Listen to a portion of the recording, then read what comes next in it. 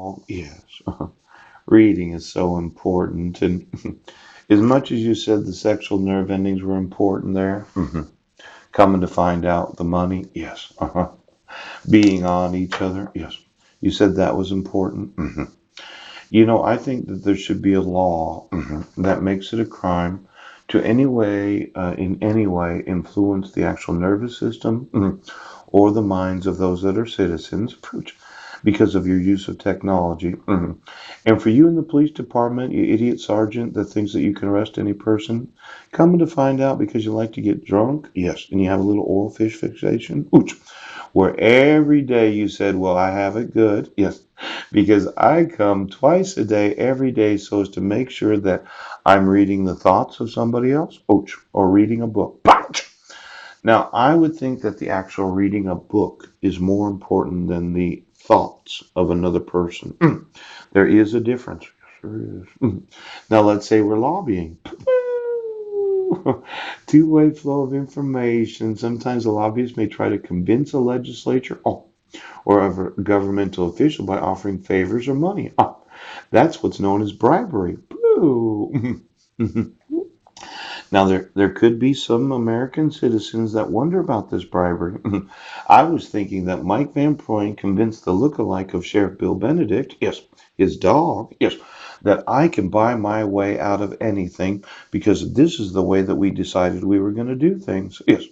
The problem with this come to find out economy that you're participating in, yes, it actually removes the availability of reading a book by yourself. Hmm. Now, I know Mike is big on reading. Pastor Mike? Yes. And he'll sit there and read and read and read, not thinking about that he needs to come to find out, or he needs to control the world. Poop. But my thought was that anytime any person comes to money, yes, they actually devalue the importance of reading by yourself. Now, let's say there was some lobbyist that disagreed with me. Would that be an important thing for you? Is that something you should do? Yes. Because when I look over here in the Black's Law Dictionary, oh, I know there's a lot of legal terms in here. What is the crime of depriving American citizens of the ability to read by themselves? Now, there's what's known as the law firm. It's an association of lawyers who practice law together, usually sharing clients and profits. Profit sharing law firm. In a business organized traditionally as a partnership, but often today as either a professional corporation or a limited liability company. Many law firms have a hierarchical structure in which the partners, shareholders, supervise junior lawyers known as associates who are usually employed on a track to partnership. Now, I happen to know a little something about retirement plans. I thought we should talk about it for those. See, I found out that somebody passed a law not so long ago, yes, that you could not, the Creditor and Bankruptcy Protection Act of the 1974. Yeah. Now, let's see here. Protection of those plans in 2000 through a new law, yes, called the Bankruptcy Abuse Prevention and Consumer Protection Act. Yeah. That law provides debtors in bankruptcy with an exemption for retirement assets and qualified plans, qualified annuities, tax sheltered annuities, and self employed plans. Now, self employed looks very similar to what is known as a law firm. Yeah, yeah. You are allowed an exemption up to $1,171,650 total for the assets of those contributory IRAs. Yes, and that's been indexed every 3 years for inflation. Yeah. Now, let's say you're in a law firm. You're a partner, because I think I've been emailing some partners from some very large law firms, and a lot of them they spend their whole lives practicing law. Now, qualified annuities, tax deferred annuities, non-qualified plans. Ooh, I wanted to know of all the law firms that I've been emailing these defined benefit plans. Yes, target benefit plans. Ooh, how many of you have more than $1,250,000 in your tax deferred accounts? Now, it could be that you could keep it for yourself. Okay. You could. But look at money purchase pension plans.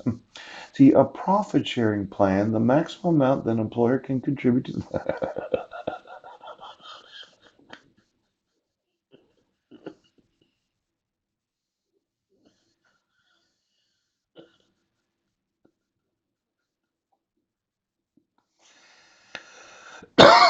You know, a lot of the law firms and the chambers, yes. It's kind of interesting, yes. Most of them are in the top 1% tax bracket of the income earners of the United States. And they were thinking, well, I can put away at least $51,000 a year. Cap increases time to time for inflation. The weird part about working with one of these big name law firms, yes, is they usually employ other professionals known as accountants. And the accountants like to structure these profit sharing plans, yes, they do, so that the partners can have the greatest amount of profit sharing of the individual law firms. Now, I happen to know a lot about self directed retirement plans. Yes, I myself had gotten involved with what was called self directed IRA. Yes. And then I did read some of the money purchase plans and Keogh plans and SEP IRA plans that you could have your own legal document if you could, where you could design your whole retirement because of you being a law firm. Now it's kind of interesting because I thought I wanted to know the actual plan documents for all the retirement plans for all the law firms that I'm going to sue, yes, because they decided they were going to cover up felonies.